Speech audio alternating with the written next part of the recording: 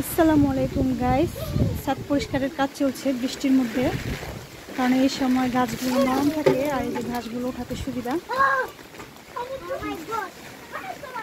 আর বাচ্চাগুলো গোসল করতেছে আর ওই যে ওদিকে গোসল করতেছে, পরিষ্কার করতেছে।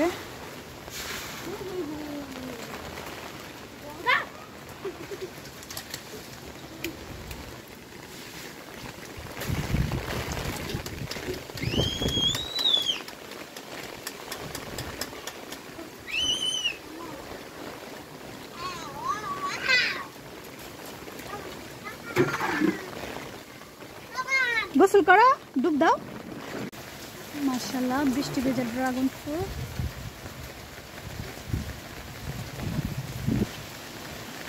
এই যে আগাছাগুলো পরিষ্কার করা হয়েছে। এখানে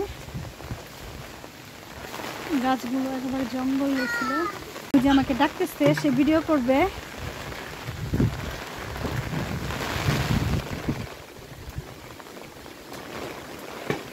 না, মাথায় পানি দাও।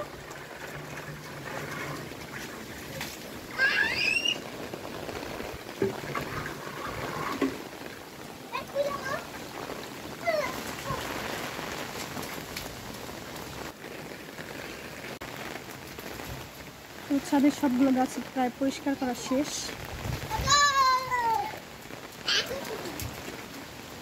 এরপর ঝাড়ু দেওয়া বাকি আছে। বৃষ্টির সময় মাটিটা যেহেতু আলগা থাকে, তো এই সময় পরিষ্কার করতে সুবিধা। অল্প একটু কষ্ট করলে হয়ে যায় কাজ।